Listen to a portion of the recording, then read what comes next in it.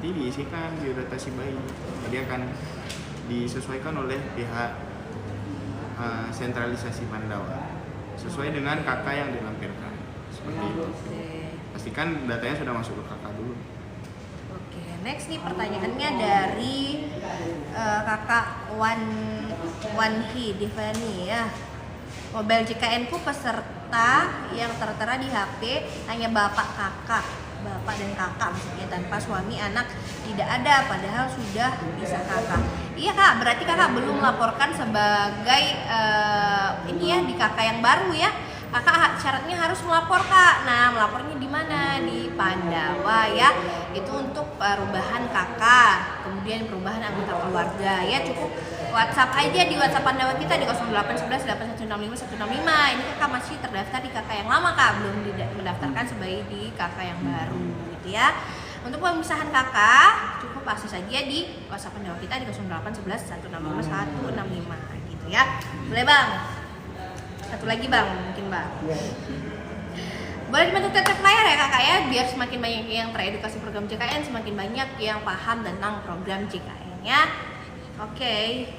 Ini ada kak, kalau BPJS Banda Aceh mau pindah ke Aceh Jaya bisa langsung mobile JKN nggak kak? Nggak bisa lah. Memang semuanya dialihkan melalui mobile JKN. Jadi untuk optimalisasinya ya melalui aplikasi mobile JKN, ambil antrian, kasih nomor kartu, pindah Vaskes.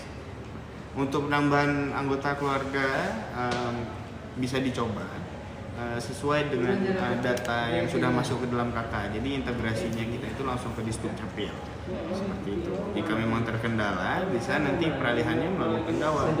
Jadi optimalisasi yang lebih komplitnya itu bisa akses dari Pandawa juga.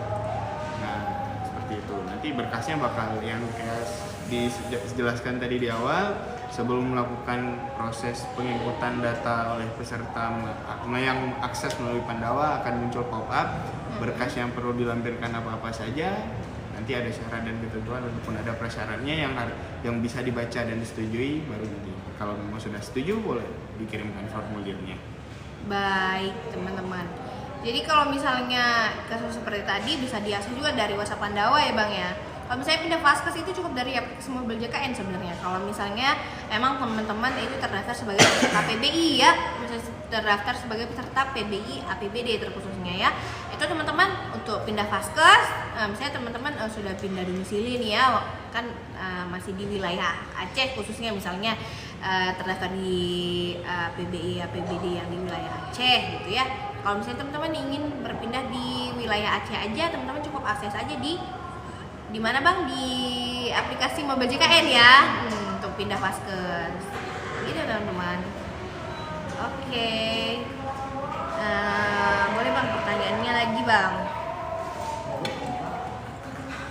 Mbak, suami kan mau resign dari kerja terus mau pindah BPJS Kesehatan ke BPJS Mandiri, apa syaratnya mbak? Nah ya. Kalau apabila data tanggungan perusahaannya sudah nonaktif atau sudah tidak ditanggung lagi oleh perusahaan, datanya itu bisa dilaporkan ke BPJS terdekat atau aksesnya melalui Pandawa jika peralihannya ke tanggungan mandiri.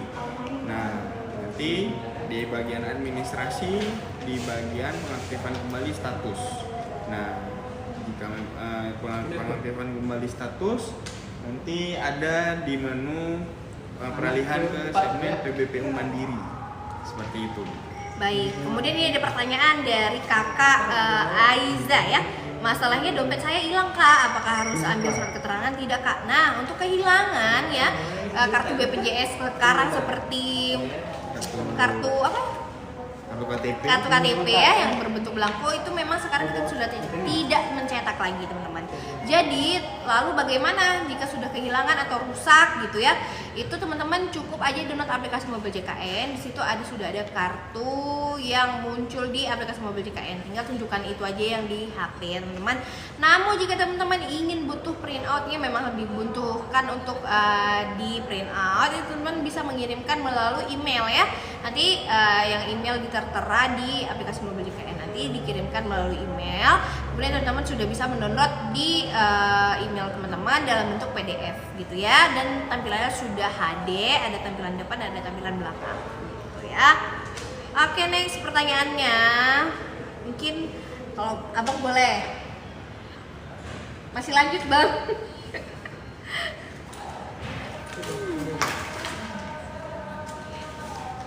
Oke, ini dari tadi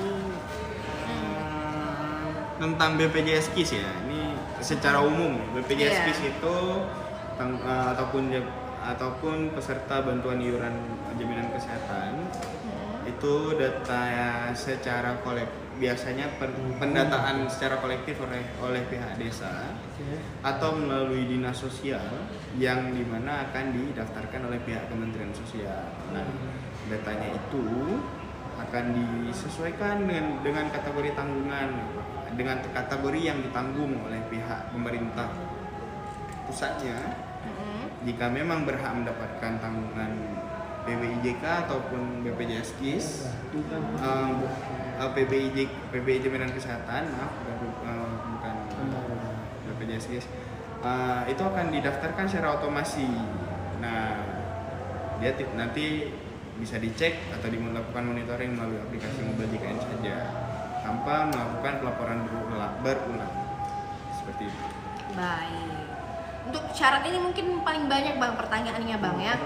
Mau beralih nih, dulunya peserta mandiri, kemudian ingin beralih sebagai peserta PBI. Nah itu paling banyak memang pertanyaan itu. Bagaimana bang syaratnya bang? Kalau mandiri itu seperti yang saya jelaskan tadi di awal ya, lebih tepatnya datanya itu akan dilakukan pendataan. Jika memang berhak mendapatkan jaminan dari dinas sosial ataupun Kementerian Sosial, dia akan didaftarkan secara otomasi tanpa melakukan pelaporan berulang dan tanpa melakukan pelaporan berulang. Kalau pengajuan yang mungkin nanti akan diajukan ya. Dan biasanya pengajuannya dari pihak desa, dari pihak dinas sosial, atau datanya kolektif diambil oleh pihak dinas sosial melalui perangkat desa. Seperti itu. Baik. Kemudian ini penontonnya kok semakin jadi 2.300 sih bang. Biar teman-teman dibantu teater layar sambil kita bantu menjawab ya. Mungkin suaranya kurang jelas ya. Nah, kalau di aplikasi anak saya muncul merah, yang lain hijau, apa masalahnya ya. Statusnya itu bisa dibaca di bawah nama ya. Jadi kalau statusnya itu di bawah nomor kartu ya, jika memang tulisannya itu aktif maka BPJS-nya aktif, iurannya masih terbayar. Tapi kalau misalnya non aktif ataupun merah itu non aktif, maka dilakukan pelaporan untuk bisa kita ketahui apa yang menjadi permasalahannya. Jika memang harus dilakukan peralihan segmen ataupun tanggungan BPJS-nya, maka akan dikonfirmasi ke peserta ataupun dimintai persetujuan ya tepatnya. Oke. Kita izin sebentar ya teman-teman, sedang ajan ya. Memiliki buku tabungan. Teman-teman boleh sambil mungkin sedang azan, boleh ditanyakan terus. Nanti kalau misalnya pertanyaannya kami sudah lanjut, nanti pertanyaannya akan kami jawabkan ya. Kalau nanti mau terdebat, nanti ibu bisa datang ke BSI mendaftar. Pokoknya untuk ini aja lah, untuk percepat. Buat sekarang itu ya. Karena hari ini terakhir. Tapi kan ibu ini sekedar info, ini kan lahirnya bulan 6 2025, ini tagihannya semenjak lahir bu. 150.000 semenjak lahir, lalu ini lagi rawat inap ya. Rawat inap berarti nanti kena denda juga. Denda masih kemana? Karena telah mendaftar, ini kena denda. Dendanya itu dia 5% dari diagnosa penyakit dikali berapa bulan meninggal. Ini kan artinya dari bulan 6 sekitar 7 bulan lah bu ya. 7 bulan 6 ke 1 ya, 1 Januari. Berarti berapa? Sebentar teman-teman ya. Itu kalau diagnosa penyakit apa itu kita kurang tahu sih. Di rumah sakitnya sih itu. Tapi intinya dia 5% dari tagihan tersebut Setelah ini dikali berapa akan bulan. dijawabkan pertanyaannya. Teman-teman boleh tanyakan aja dulu. Jadi bersedia maksudnya. Bentar ya, saya. Tapi ininya siap hari ini lah. Siap, cuma maksudnya ketika diaktifkan kan ibu lakukan pembayaran nih, misalkan 150.000 dikali 7 nih misalkan, karena kan dari bulan 6 sampai bulan 1 lah kurang lebih kan. Lalu setelah ibu dari bulan 1, ibu harus kena denda itu karena Iya, nggak apa-apa. Tahu berapa dendam? Enggak. Enggak tahu. Sebenarnya itu Karena syarat. kalau ini kan top, kalau enggak ini kan hitung umum bang. Bentar ya. Kan lebih banyak jumlahnya maksudnya. Itu. Jadi kita proses. Ya udah nggak apa terus. Karena ini anak keempat itu mandiri. Empat untuk mandiri. Berarti dihitung BPJS sampai ketiga. Sampai ketiga. Yang ketiga juga belum diperbarui ya. Belum juga 3 sama 4. Sebentar ya. Masih aja teman-teman ya, kita izin dulu ya sebentar ya.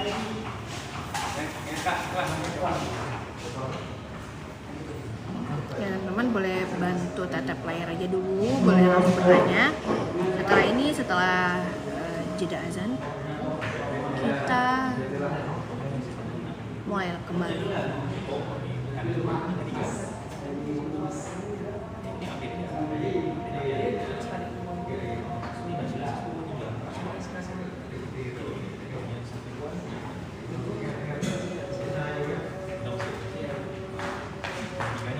Bajunya ganti, fotonya bajunya ganti. Kan ini format juga dipakai. Gitu.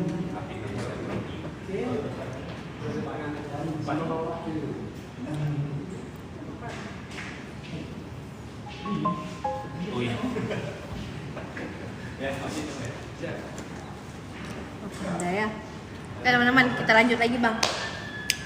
Oke, pertanyaannya dari kakak NHZYG. Kak, kan saya sudah daftar online, terus nggak bisa kak, katanya no RM medis tidak di vaskes tujuan kak. Rumah sakit medis. Ini apa? Bukan rekam Saya medis. minta punya suami aja. Apa yang perlu dikirim? Online terus Buku tabungan. Buku tabungan. Iya. nomor medis tidak. Oh mungkin ini ya. Terdatanya di vaskes yang lain ya atau belum melakukan perubahan vaskes. Nah kalau memang perubahan itu di luar dari domisili tempat tinggal atau tempat terkenal vaskes Suami aja boleh, biar pesertanya. lebih jelas boleh. Nggak denger kayaknya nih bang. Nah, jadi apabila memang ibu, bapak, kakak, abang melakukan akses layanan dan melakukan akses layanan di vaskes yang bukan tempat terdaftarnya bapak, ibu, kakak dan abang ini, itu apabila di luar kabupaten kota bisa dibantu untuk kunjungan ataupun dibantu untuk akses layanan maksimal 3 kali kunjungan.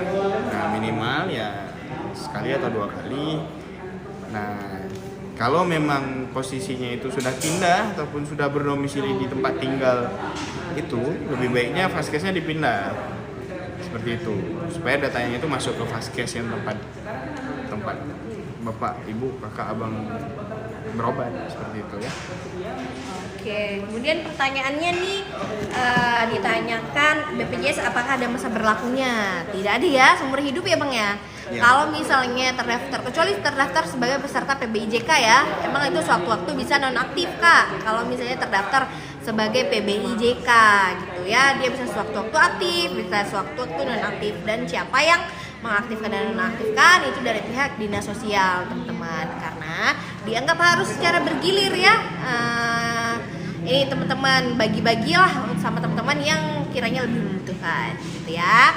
Kemudian kalau terdaftar sebagai peserta mandiri, teman-teman ya akan aktif terus jika teman-teman tidak ada tunggakan. Kalau misalnya teman-teman tidak menunggak dan rajin untuk membayarkan iurannya setiap bulannya.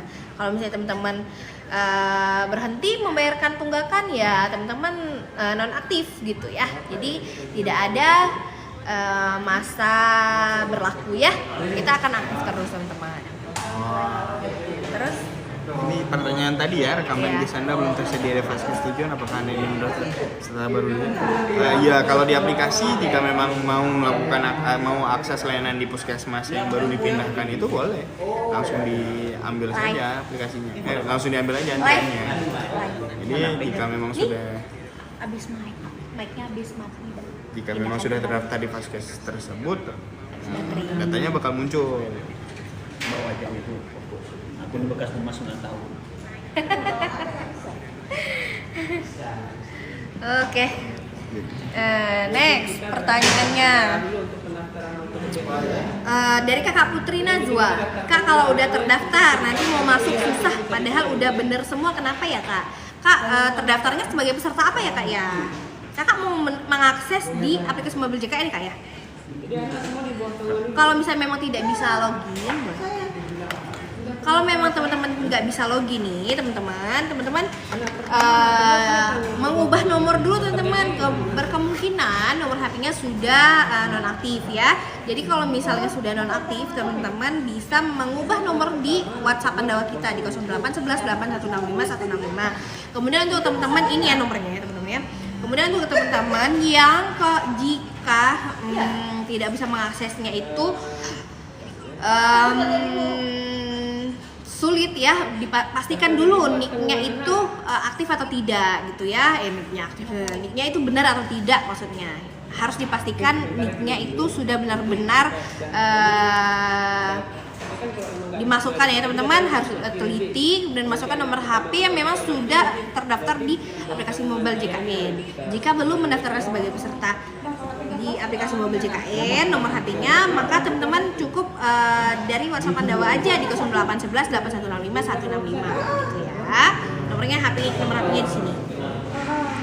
Oke, next pertanyaannya dari kakak Syofian Syah. Kak, benar nggak BPJS Kesehatan tidak bisa dipakai untuk berobat kecelakaan? Nah teman-teman, sebenarnya bisa teman-teman untuk kecelakaan. Nah gini teman-teman syaratnya ya, kan kecelakaan itu ada tipe-tipenya teman-teman ya.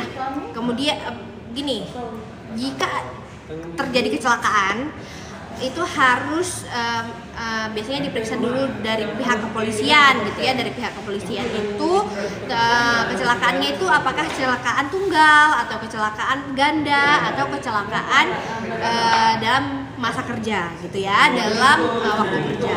Jika dalam kondisi, jika klasifikasi dari kepolisian itu dalam kecelakaan tunggal, nah itu teman-teman bisa di cover ya. Kemudian kalau misalnya teman-teman kecelakaannya dalam waktu kerja, maka itu yang akan mengcover itu ada dari pihak teman-teman terdaftar. Contohnya nih, kalau misalnya teman-teman dalam masa kerja, dalam waktu kerja itu misalnya teman-teman terdaftar sebagai TNI Polri, itu biasanya yang cover itu Taspen gitu ya. Kalau misalnya teman-teman dari swasta, berarti yang cover itu BPJS Ketenagakerjaannya gitu ya. Nah kemudian nih yang kasus yang paling sering adalah kecelakaan ganda ya. Kecelakaan ganda itu kecelakaan yang melibatkan dua pihak. Nah kecelakaan ganda itu yang menanggung pertama adalah dari pihak Jasara Harja ya.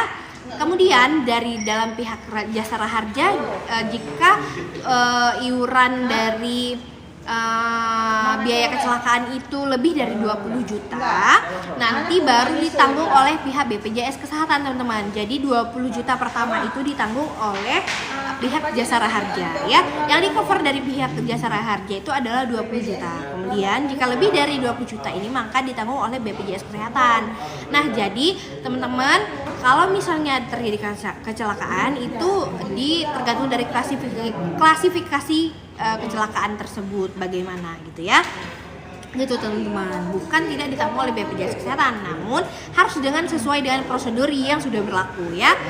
Gitu. Jadi kalau misalnya dalam masa kerja berarti ketenagakerjaan atau Taspen. Kemudian jika teman-teman kecelakaan tunggal itu ditanggung, jika kecelakaan ganda itu dari pihak Jasara Harja dahulu. Kemudian jika sudah lebih dari tanggungan atau dari klaim dari Jasara Harja baru ditanggung oleh BPJS Kesehatan gitu ya teman-teman ya. Oke, next pertanyaannya.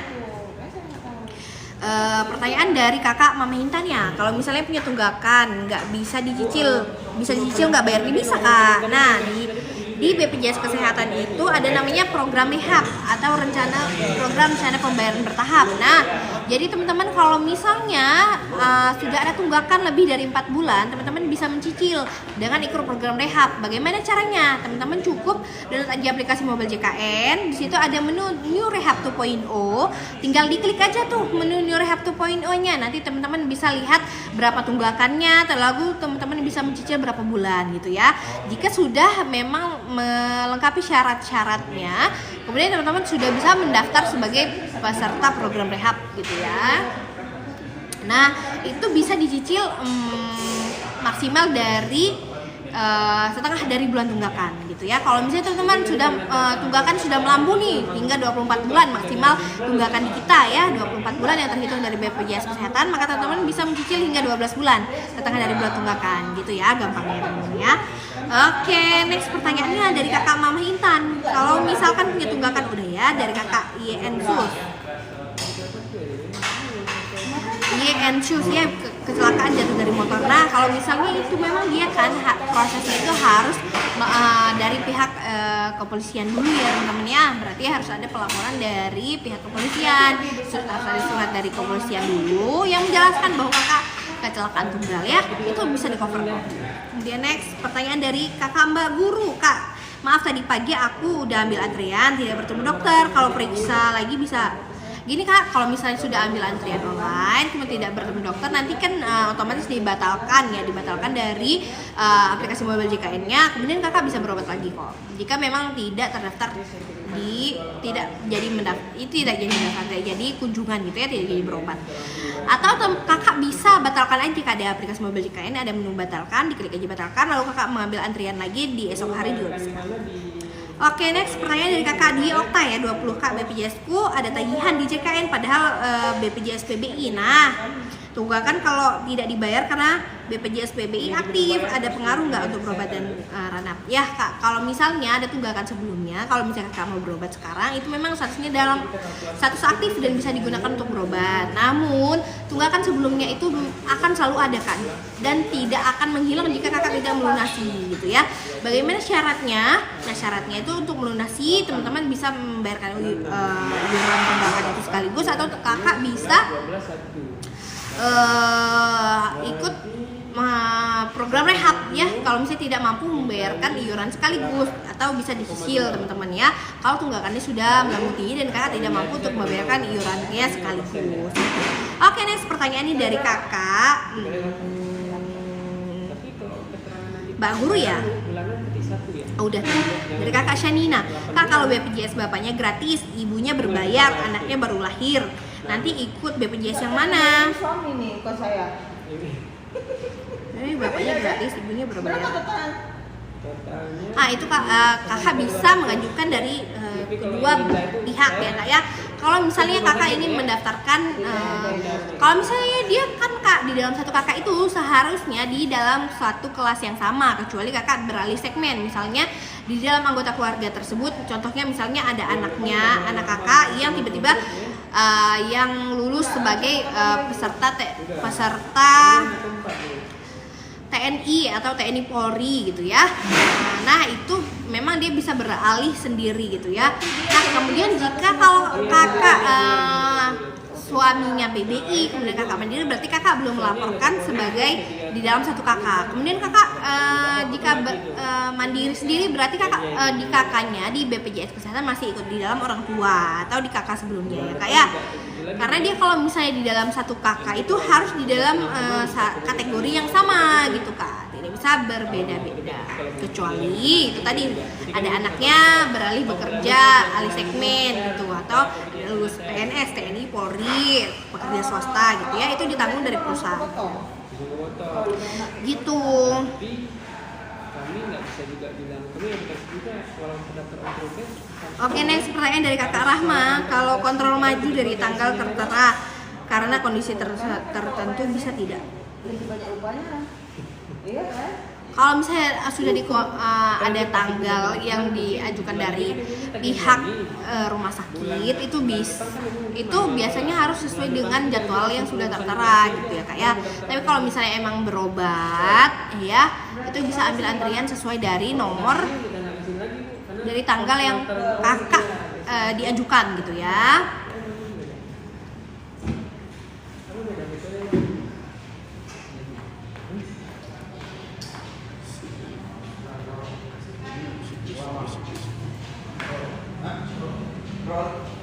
Oke, teman-teman, mungkin boleh satu pertanyaan lagi.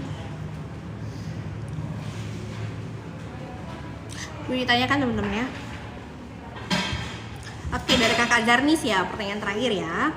Saya ingin perpanjang rujukan dari vaskes pertama, tapi tidak bisa harus di tanggal 2 Februari. Ya kak, dia harus masa dalam 3 bulan gitu ya. Jika belum lewat dari masa 3 bulan, maka tidak dapat mengambil rujukan baru. Jika masih di dalam 3 bulan, berarti rujukan yang lama masih bisa kak. Gitu ya, dia untuk mengambil rujukan itu 3 bulan sekali. Oke, mungkin dari pertanyaan terakhir ini dari kakak Dewi Sandra ya. Kak, aku mau tanya, kok aku nggak bisa ya rubah BPJS pemerintah ke mandiri? Nah, bisa kak, kalau misalnya ingin mengakses sebagai peserta mandiri, itu kakak bisa download aja aplikasi Mobil JKN, lalu kakak mendaftar sebagai peserta mandiri, pilih dulu kelasnya kak, di kelas 1, kelas 2, atau kelas 3. Di kelas 1 itu 150.000 per bulan, kelas 2 itu 100.000 per bulan, dan kelas 3 itu 35.000 per bulan. Dan itu berlaku di dalam satu kakak kak, gitu. Kalau misalnya di anggota keluarga itu ada 4 orang, berarti 4 dikalikan jumlah 4 dikalikan dengan kelas yang kakak pilih. Misalnya kakak pilih di kelas 2 yaitu 100.000 per bulan, berarti kakak kalikan aja 4 dikalikan 100 berarti 400.000 per bulan gitu ya. Oke teman-teman semuanya, terima kasih atas tap-tap layarnya ya, sudah membantu ya. Maaf jika ada kurang kata yang kurang berkenan, dimaafkan sebanyak-banyaknya. Dan jika ada pertanyaan-pertanyaan yang belum mampu kita jawabkan dan ada pertanyaan-pertanyaan yang sudah terlewatkan, saya mohon maaf sebesar-besarnya. Terima kasih banyak sudah menonton. Kita akhiri dulu live-nya, dan jika teman-teman ingin bertanya lagi bisa di minggu depan dengan cara jangan lupa follow, diklik tombol follow. Jadi sewaktu-waktu kita live, teman-teman sudah bisa bertanya kembali di live kita berikutnya. Terima kasih banyak teman-teman semuanya. Saya akhiri. Assalamualaikum warahmatullahi wabarakatuh.